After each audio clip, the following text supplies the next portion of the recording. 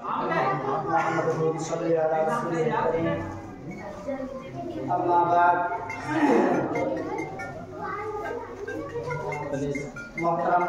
पहले मोड़ डाल दे प्लान।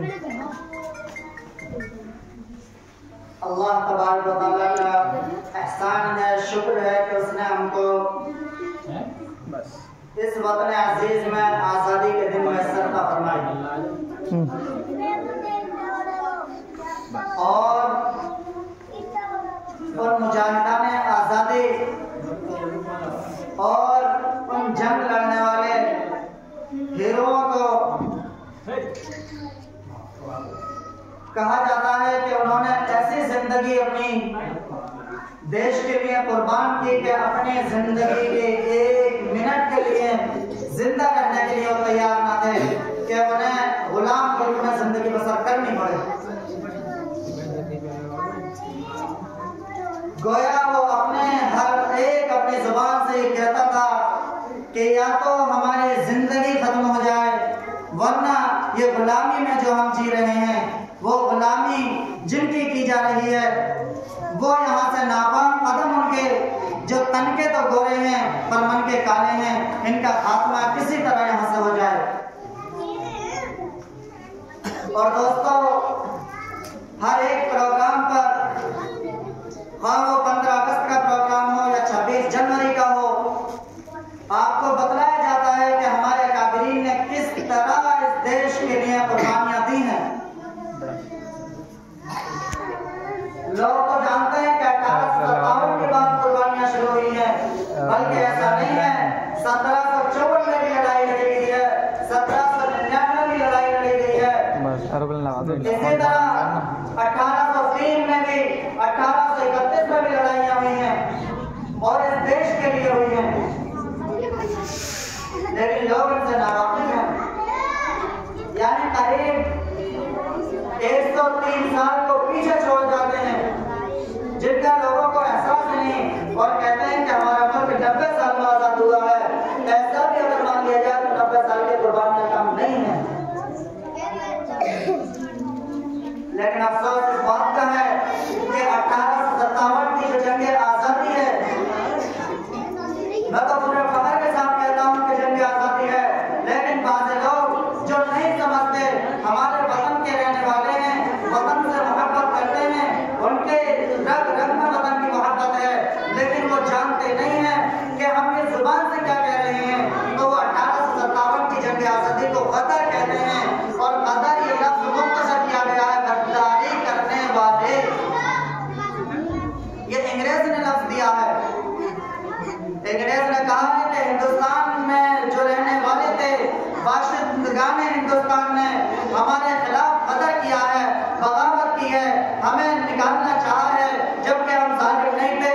हम तो हिंदुस्तान में अपनी जिंदगी वैसे ही हिंदुस्तान को आगे बढ़ाने के लिए बसर करना चाहते थे। लेकिन ये सारी चीजें और ये सारी बातें, ये सारे इसके पड़ो पैगंडे सब खराब हैं, गलत हैं, बेकार हैं, नाकारा साबित हैं, क्योंकि हमारे उलमाए किराम ने, हमारे खिलाफान वतन ने इस देश के लिए कुर्बानी नहीं दी है। और अगर उन्हें ये पता होता कि हमारे बाद आने वाली नस्ल जो इस देश को हम आजाद करार को दे रहे हैं, इस देश को ऐसा को दे रहे हैं कि इसमें आजादी की जिंदगी बसर कर सकें, लेकिन आने वाली नस्ल हमारे कुर्बानियों को बढ़ा देगी, हमारे नामों को बढ़ा देगी। आज मैं किसी को खड़ा करके पूछ लूं कि बतलाओ तुम फला फिल्म के हीरो का क्या नाम है, तो सबको पता है, लेकिन ये नहीं पता कि जंग आजादी में हमारे कौन कौन लोग शामिल थे। हमें उसका कोई सिलसिला पता नहीं है, हम उससे लापरवाह हैं। यहाँ तक कि जंग आजादी में शामिल कौन है, ये तो बहुत बड़ी बात है। हमारे बहुत से लोगों को ये तक नहीं पता कि 15 अगस्त और 26 जनवरी मनाया जाता क्यों है। ये नहीं पता कि देश आजाद 15 अगस्त में हुआ है या 26 जनवरी में हुआ है। हमारे बहुत से लोगों को ये नहीं पता। तो सुन लो, जो अपने अकाबरीन, अपने बड़ों की तारीख को बुला देंगे, एक दिन वो आएगा कि वो भी सफाए तारीख, सफाए हस्ती से मिट जाएंगे और उनको कोई जानने वाला ना होगा। अगर तुम अपने बड़ों की तारीख याद रखोगे तो कल को तुम्हें याद रखा जा सकेगा, और तुम्हारी तारीख लिखी जाएगी, तुम्हें भी याद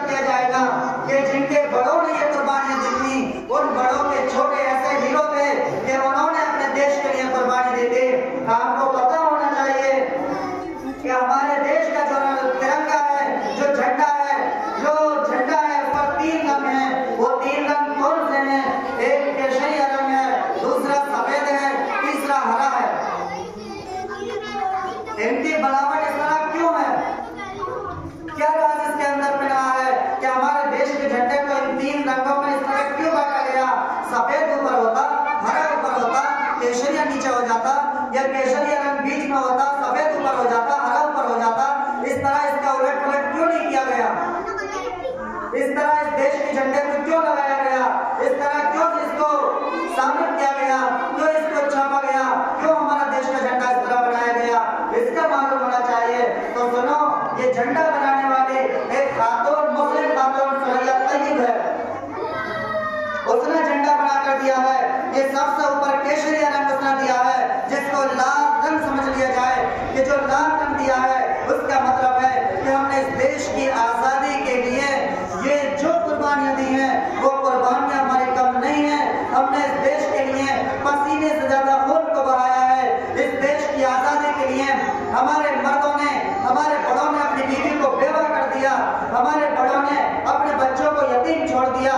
इसीलिए अंग्रेज को मौका मिला था कि अंग्रेज ने 1857 की जंग आजादी के बाद मुसलमानों के घरों में मुजाहिदीन आजादी जो शहीद हो गए थे, जो इस देश की आजादी के लिए जंग लड़के शहीद हो गए थे, उनके घरों में जाकर उनकी बेवाओं औरतों से, उसकी गरीब मिस्कीन औरतों से, उन बेचारी मिस्कीन औरतों से कहा था कि हम अंग्रेज हैं, हम वतन से मोहब्बत करते हैं, हम हिंदुस्तान से मोहब्बत करते हैं, लाओ अपनी औलाद को हमारे जिम्मे दो, हमारे सुपर्द कर दो, हम तुम्हारी औलाद को पढ़ाएंगे, हम तुम्हारी औलाद को कपड़े पहनाएंगे, हम तुम्हारी औलाद को पिलाएंगे, हम तुम्हारी औलाद को पालेंगे, बड़ा करेंगे और इस देश से मोहब्बत करने वाला बनाएंगे। जबकि उनकी ये गलत बात थी, वो देश से मोहब्बत करने वाला न बनाते, वो देश से नफरत करने वाला बनाते। तो खैर इसी ऐलान को, ये ऐलान चलता हुआ हजरत मौलाना कासिम नानवी के कानों में गूंजा है, ये ऐलान बढ़ता हुआ मौलाना रशीद अहमद गंगोही के कानों में पहुंचा है, ये ऐलान बढ़ता हुआ हमारे बड़े बड़े उलमा के कानों तक पहुंचा है। इस ऐलान को हमारे बड़े बड़े उलमा ने सुना तो हजरत मौलाना कासिम नानवी ने परचम लहराया और कहा, सुनो बिरादरान वतन, सुनो मिस्कीन औरतों, तुम भी सुनो, तुम्हारे शौहर कोई छोटे लोग नहीं थे, तुम्हारे आदमी कोई छोटे लोग नहीं थे, तुम्हारे नौजवान बच्चे छोटे लोग नहीं थे, वो बहुत बड़े लोग थे, उन्होंने इस देश के लिए कुर्बानी दी है। ये देश के लिए कुर्बानी देना बड़ी अजीम कुर्बानी साबित होती है। अपने घर के लिए कुर्बानी कोई दे सकता है, अपनी जान बचाने के लिए कुर्बानी कोई भी दे सकता है, लेकिन अपने देश को बचाने के लिए क्या हम तो ये सोच लें कि परेशानी आ रही है, पाकिस्तान में आ रही है, हम तो उत्तर प्रदेश में खुशी से जिंदगी बसर कर रहे हैं, हमें क्या मतलब कि इस तरह कुर्बानी देना बड़ी अजीम कुर्बानी होती है।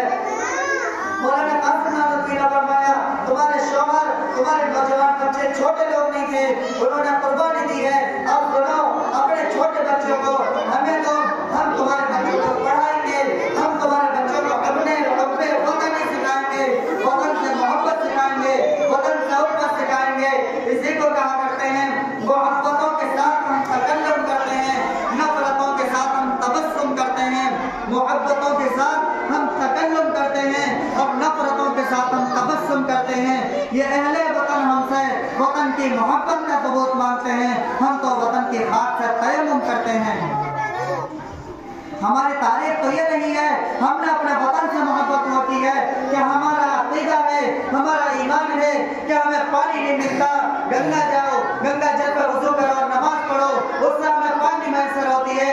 अगर यूं भी पानी नहीं मिलता तो इस देश की प्यारी मिट्टी पे पाक हाथ मारो, हाथ मार कर अपने दोनों पहले चेहरे पर फेरो, फिर दोनों हाथों पर फेर लो, जिसको तयम्मुम कहा जाता है। और हमारा पूरा वुज़ू और गुस्ल की जरूरत हो तो गुस्ल भी होता है। हमने इस देश की मिट्टी को पाक पवित्र समझा है। हज़रत मौलाना कासिम नानवी ने ऐलान कर दिया कि हमें तो हम पढ़ाएंगे। ये हमारे उलमा ने बड़ा काम किया है और इसी कड़ी को मैं पहले भी बता चुका, लेकिन इससे आगे चल के मैं बतलाता हूँ कि शेखुल हिंद मौलाना महमूद हसन देवबंदी और मौलाना हुसैन अहमद मदनी रहमतुल्लाह अलैह 3 साल 8 महीने 27 दिन माल्टा जेल में रहे हैं। कौन सी जेल में? जिसको काली कोठरी कहा जाता था, जिसको काला पानी कहा जाता था, उस जेल में रहे हैं जिसके चारों तरफ पानी था, जिसके चारों तरफ निकलने का कोई रास्ता नहीं था।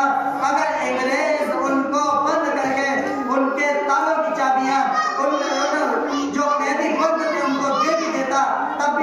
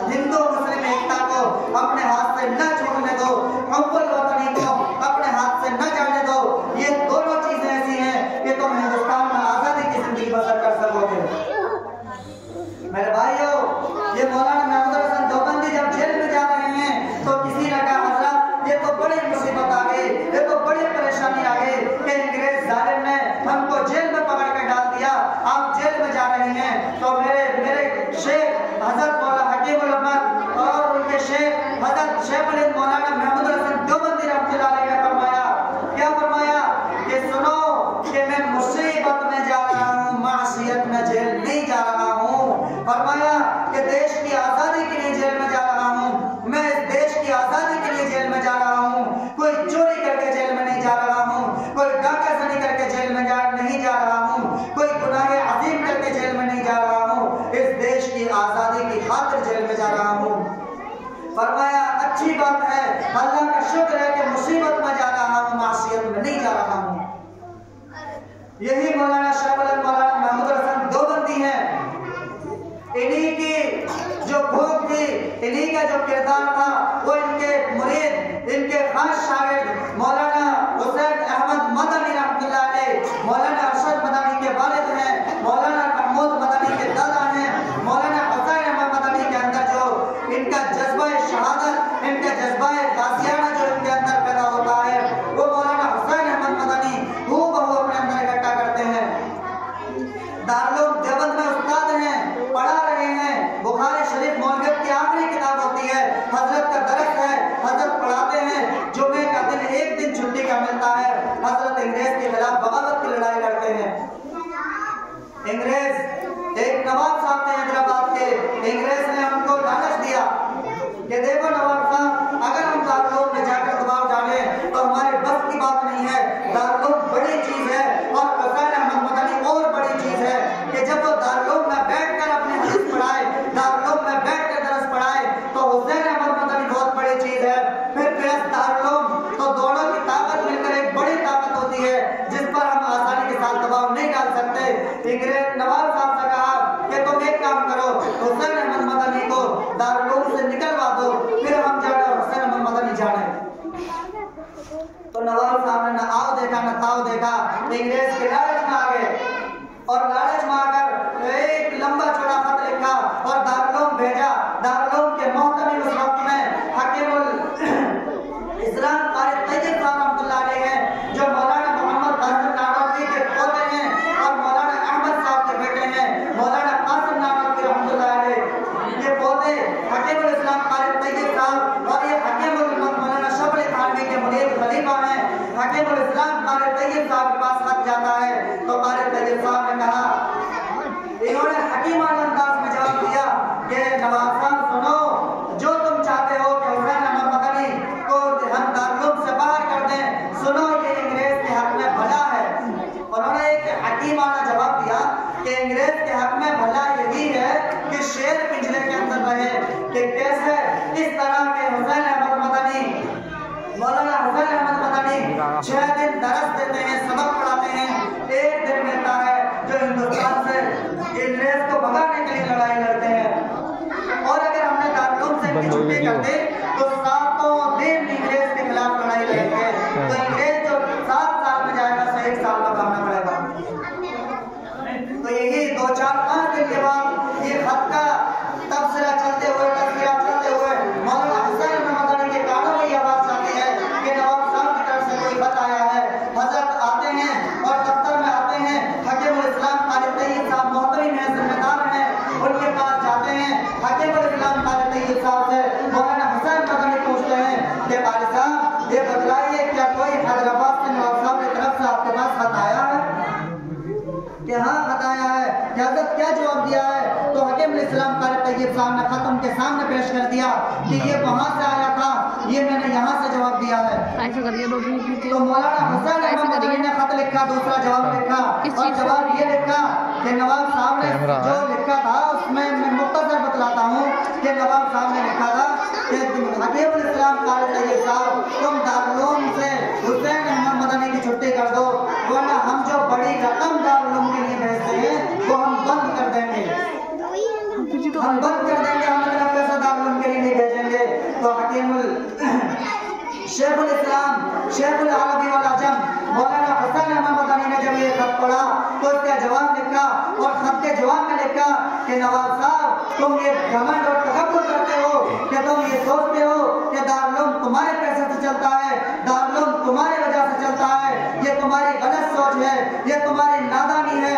तुम नहीं जानते कि दारुल का मालिक कौन है, तुम नहीं जानते कि यहाँ के खिलाने पिलाने का मालिक कौन है, तुम नहीं जानते कि दारुल की तारीख क्या है, तुम नहीं जानते कि दारुल किस बुनियाद पर बना था। और आज के लोग भी बहुत सारे नावाकिफ हैं जो नहीं जानते कि दारुल क्यों बनाया गया था। लोग नहीं जानते कि दारुल की जिंदगी और दारुल की बुनियाद किन बुनियादों पर रखी गई थी। दारुल सिर्फ इसलिए नहीं बनाया गया था कि इस्लाम का परचम लहराए। सबसे पहली बात ये थी कि दारुल जब बनाया गया था वो इसलिए बनाया था कि हिंदुस्तान में अंग्रेजों के खिलाफ लड़ने वालों का जज्बा कम हो गया था, तो दारुल की बुनियाद रखी गई ताकि यहाँ से गाज़ियान हिंद पैदा हो और अंग्रेजों को भगाने वाले पैदा हो। तो आपने देखा है कि 1866 में दारुल की बुनियाद रखी गई है। 1867 में शेखुल हिंद मौलाना महमूद हसन देवबंदी पढ़ने आए हैं, सबसे पहले शागिर्द है। 1867 से लेकर 2 साल 68 और 69 में इनकी फरागत है। 1879 में यहाँ से चलते हैं, 68 और आगे 69 में फारिग होते हैं और फारिग होकर यहाँ से हजरत मौलाना शेखुल हिंद मौलाना महमूद हसन देवबंदी इंग्रेज के खिलाफ लड़ाई लड़ते हैं। उसके बाद इनके शागिर्द अल्लामा अनवर शाह कश्मीरी, हकीमुल उम्मत मौलाना अशरफ अली थानवी और अमीर जमात मौलाना इलियास देहलवी और बड़े बड़े उलमा इनके शागिर्दियत में इनके पास पढ़कर दर्स लेकर, जिनमें मौलाना हुसैन अहमद मदनी भी आगे हैं। ये बड़े बड़े हीरो इनके हैं जो शागिर्द हैं। तो दारुल ने जो पैदा किए वो गाज़ियान हिंद पैदा किए हैं। तो हिंदुस्तान की आज़ादी के लिए हमारे उलमा ने कुर्बानी दी है। तो मौलाना हुसैन अहमद मदनी ने खत लिखा कि नवाब साहब सुनो कि तुमने जो सोचा है कि दारुल तुम्हारे पैसे से चलता है, तुमने कहा है कि हम चंदा देना बंद कर देंगे। मैं कहता हूँ कि तुमने जब से शुरू किया चंदा देना आज तक जितना दिया है लिस्ट बनाकर दो, सारा तुम्हारा पैसा वापस कर दिया जाएगा।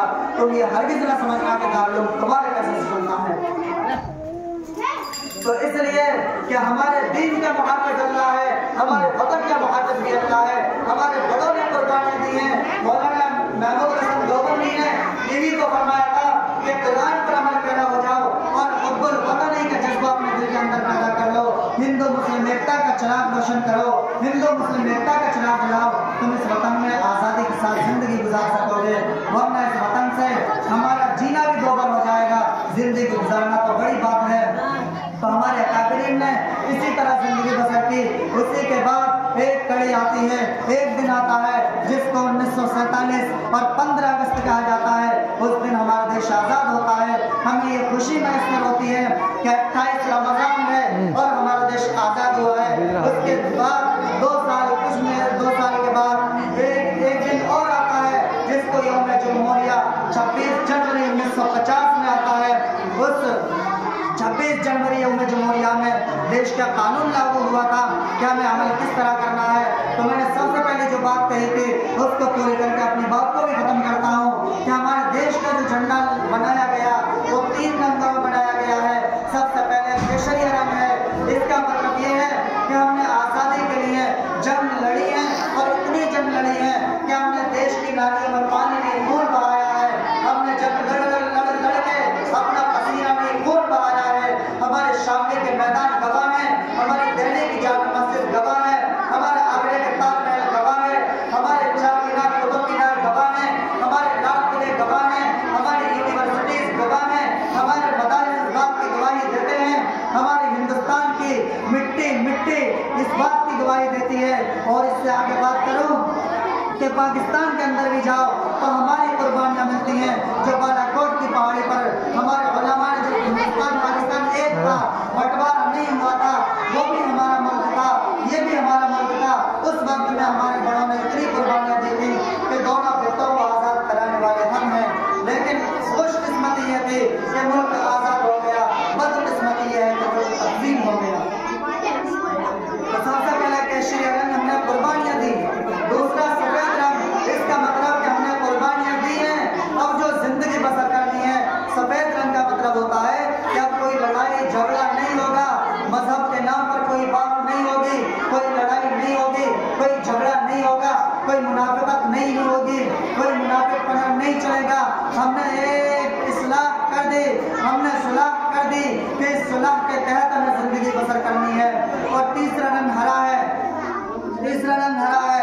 इसका मतलब कि अब हम सबको मिलकर अपने मुल्क को सर सबको शादाब बनाना है, अपने मुल्क को सर सबको शादाब बनाना है। फिर उस पर सफेद रंग पर एक तिरंगे के बीच में एक पहिया आता है, गोल गोल निशान। उस गोल दायरे को देखो कि उस गोल दायरे को 24 लकीरों से व्यवस्थित किया है।